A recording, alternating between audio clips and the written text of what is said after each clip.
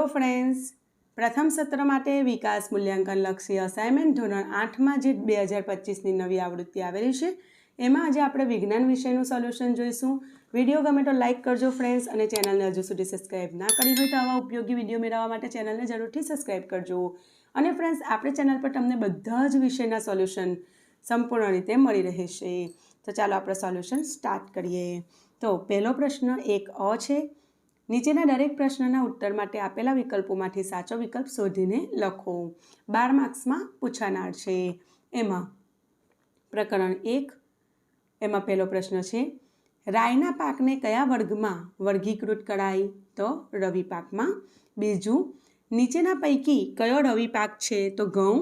ત્રીજું, નીચેના પૈકી કયો ખરીફ પાક છે? તો મકાઈ. ચોથું, સીડ ડ્રીલનું કાર્ય શું છે?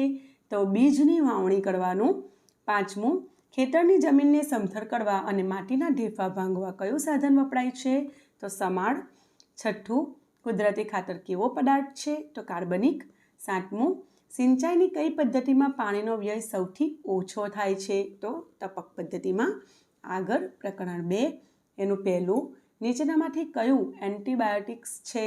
તો સ્ટેપ્ટ્રોમાઇસિન. આગળ બીજું, બેક્ટેરિયાથી થતો રોગ કયો છે? તો કોલેરા. ત્રીજું, પ્રજીવથી થતો રોગ કયો છે? તો મેલેરિયા. ચોથું, વાયરસથી થતો રોગ કયો છે? તો પોલિયો. આગળ બીજા પ્રકરણની કન્ટિન્યુ. પાંચમું, મરડો શેનાથી થતો રોગ છે? તો પ્રજીવ. ટાઇફોઇડ શાનાથી થતો રોગ છે? તો બેક્ટેરિયા. મેલેરિયા થવા માટે જવાબદાર પ્રજીવનું વાહક કયું છે? તો માદા એનોફિલિસ મચ્છર. એડ્સનો રોગ શાનાથી થાય છે? તો વાયરસથી. યીસ્ટનો ઉપયોગ નીચેનામાંથી કોના ઉત્પાદનમાં થાય છે? તો આલ્કોહોલ. અને 10મું, BCGની રસી કયા રોગ સામે રક્ષણ આપે છે? તો ક્ષય. આગળ ચેપ્ટર 3, એનું જોઈ લઈએ. પહેલું, નીચેના પૈકી કયું અશ્મિ બળતણ નથી? તો લાકડું. બીજું, નીચે પૈકી પુનઃ પ્રાપ્ય બળતણ કયું છે? તો બાયોગેસ. ત્રીજું, કોલસામાંથી મળતું ઉત્પાદન કયું નથી? તો CNG.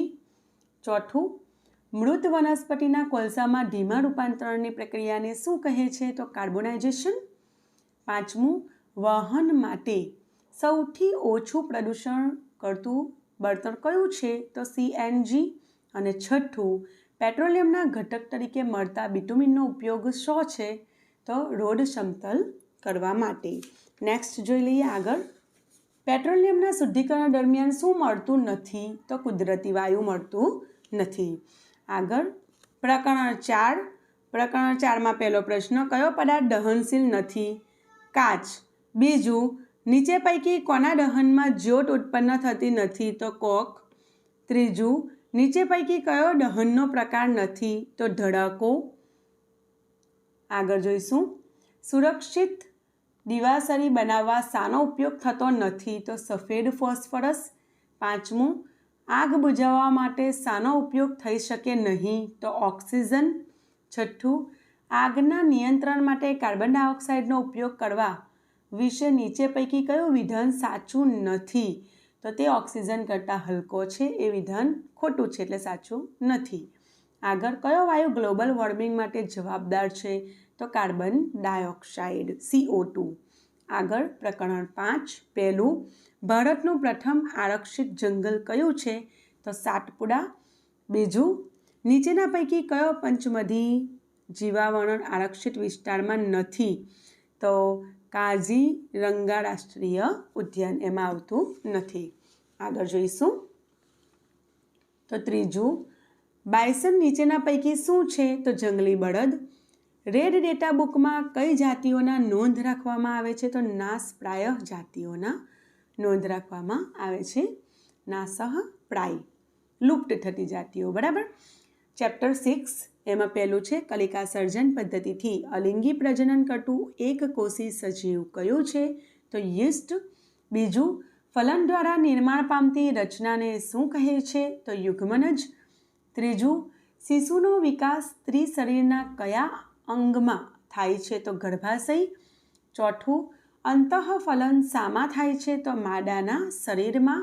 પાંચમું, નીચેના પૈકી કયું પ્રાણી અંતઃફલન દર્શાવે છે? તો મરઘી. છઠ્ઠું, ટેડપોલ જે પ્રક્રિયા દ્વારા પુખ્ત દેડકામાં વિકસિત થાય છે એ પ્રક્રિયાને શું કહે છે? તો કાયાંતરણ. અને સાતમું, નીચેના પૈકી કયું સ્ત્રી પ્રજનન અંગ નથી? તો મૂત્રાશય.